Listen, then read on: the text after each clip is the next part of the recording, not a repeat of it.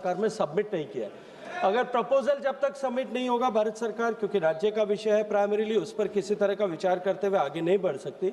मैं माननीय सदस्य से भी आग्रह करूंगा कि जो है उस स्थल की महत्ता, गंगा सागर भारत के जो इंडियन माइथोलॉजी, भारत की सांस्कृतिक सभ्यतागत इतिहास में गंगा सागर की अत्यंत महत्ता है, इसलिए उसको लेकर के किसी तरह का जो है भारत सरकार में किसी तरह का कोई वैचारिक विरोध नहीं है, लेकिन अंततः परियोजना के लिए डीपीआर बनाना, प्राइमरीली उसको कंसीव करना, प्रोजेक्ट को भारत सरकार में सबमिट करना, इस तरह से ये राज्य सरकार को प्राथमिकता के साथ में करना है।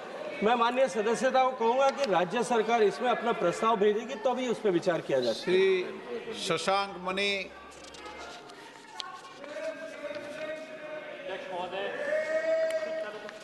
क्या आपके माध्यम से सरकार से प्रश्नकाल को छोड़ा करो। प्रसाद स्कीम के तहत देवरिया, कुशीनगर और गोरखपुर के आसपास के तमाम सांस्कृतिक और धार्मिक जो स्थान है उसको समग्र रूप से विकसित करने के लिए टूरिज्म और सांस्कृतिक सर्किट बनने की आवश्यकता है। क्या इस पे सरकार विचार कर रही है और इसके लिए किस प्रकार के साधन उपलब्ध कराएगी जिससे व्यापक रूप से रोजगार और आर्थिक व्यवस्था पे वृद्धि होगी? धन्यवाद।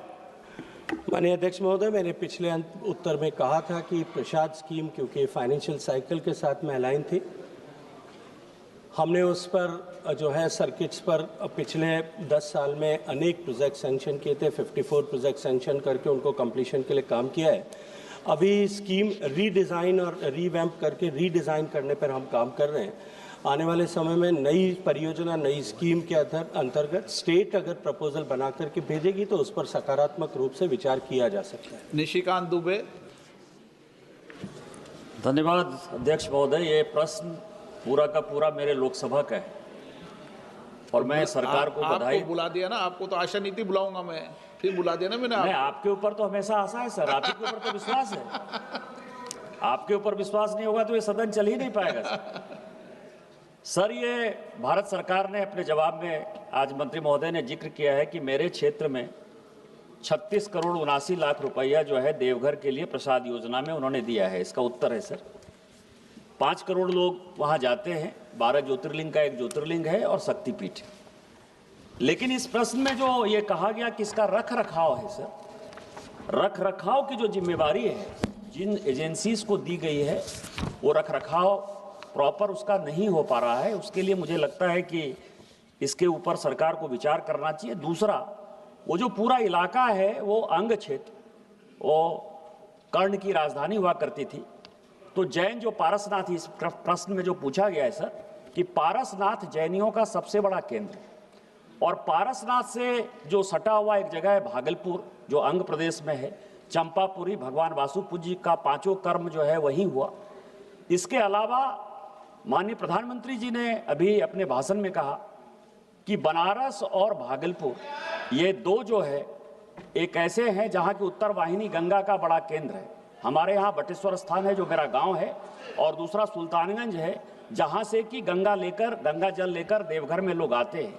मेरा मंत्री महोदय से ये प्रश्न है सर कि अंग क्षेत्र में जो पारसनाथ है, जो चंपापुरी है, जो मंदार पर्वत है, जो फॉसिल है, जो देवघर है, जो दुमका है, उसमें जो बासुकीनाथ है, इसको प्रसाद योजना या किसी सर्किट योजना में जोड़कर क्या अंग के लिए कोई नई स्थिति हम पैदा कर सकते हैं या भारत सरकार इसके बारे में सोच रही है?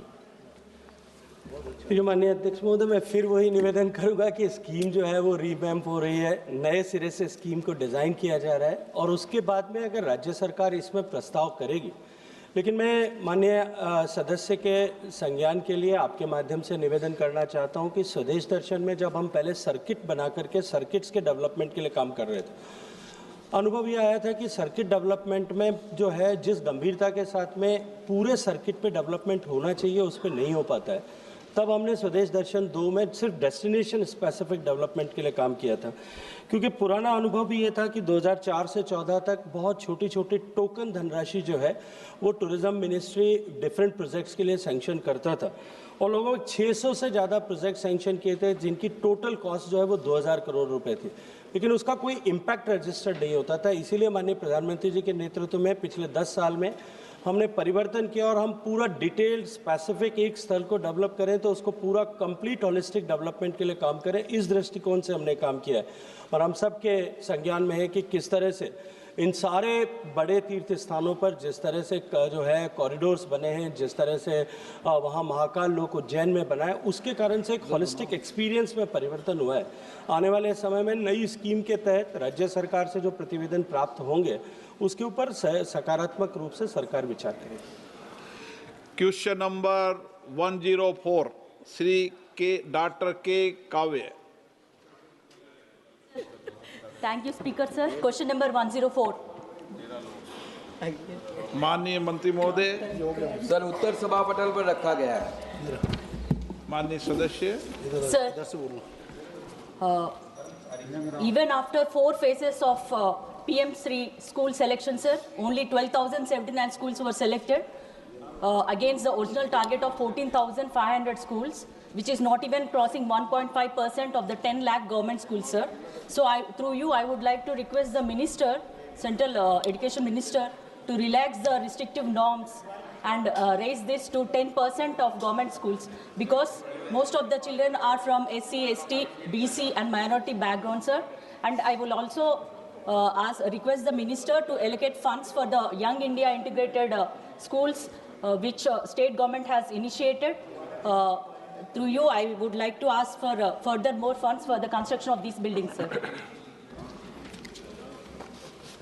सर, मैं माननीय सदस्यों को आपके माध्यम से अवगत कराना चाहता हूं कि जो नेशनल एजुकेशन पॉलिसी 2020 है उसको आइडियल रूप में दिखाने के लिए इन पीएमसी स्कूलों का प्रावधान लाया गया और जो प्रोजेक्ट का कॉस्ट है उसमें 27,360 करोड़ और 5 साल में इसको खर्च करने के लिए प्रावधान रखा है और उसमें सेंट्रल शेयर लगभग 18,128 करोड़ है।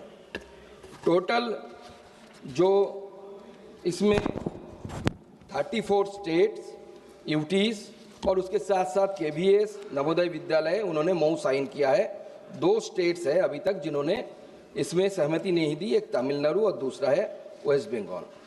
बाकी जो आप जानते हैं कि इस आदरणीय सदस्य ने जो पूछा कि इसको और क्यों और इसको थोड़ा लचीला किया जाए, लेकिन जैसे मैंने पहले ही बताया कि एनईपी को आइडियल रूप से दर्शाने के लिए इन स्कूलों का चयन किया जाता है, तो इसलिए इसका सिलेक्शन के लिए 3 स्टेज एक प्रोसीड्योर है, उसको हमको फॉलो करना पड़ता है। स्टेज 1 में स्टेज और यूटीज जो साइन करते हैं एमओयू, उसमें उसके बाद हम दूसरे स्टेज में आते हैं जिसमें pool of school those are eligible to be selected as the PMC school are identified based on the prescribed minimum benchmark through UDISE data जो राज्य सरकार ही देते हैं हम सबको। तो स्वाभाविक रूप से उनके लिए कुछ बेंचमार्क रखा जाता है कि at least the schools should have its own पक्का बिल्डिंग और ग्राउंड कंडीशन और ऐसे बहुत सारे चीज़ें जो कंडीशन को माना जाता है। इसको अगर रिलैक्स करेंगे तो पीएमसी स्कूल का जो लक्ष्य है एनईपी को ठीक तरीके से भूमिगत करना वो सही नहीं होगा। Honourable member. Sir, I feel so sad to say this, sir. A SC female, sir, from National Sanskrit University was sexually abused by her assistant professor initially, and then followed by another assistant professor who blackmailed her with her videos, and she has just given a complaint in the anti-sexual harassment committee, but she didn't seek any justice. So she went back to her hometown, Orissa, and then even after the parents came to know about this, and there is no justice given to a SC female after facing so many hardships in her life to reach up to university level. Our government, central government is talking about Beti Padhao, Beti Bachao. What the government is going to protect, how the government is going to protect the females, the scheduled caste, the underprivileged students, sir. And there is also narcotic usage in such universities, sir, where the students are getting drug addicts, and no one has a chance to shatter anybody's dreams, sir. I kindly request the minister how he is going to take the measures Okay. and actions.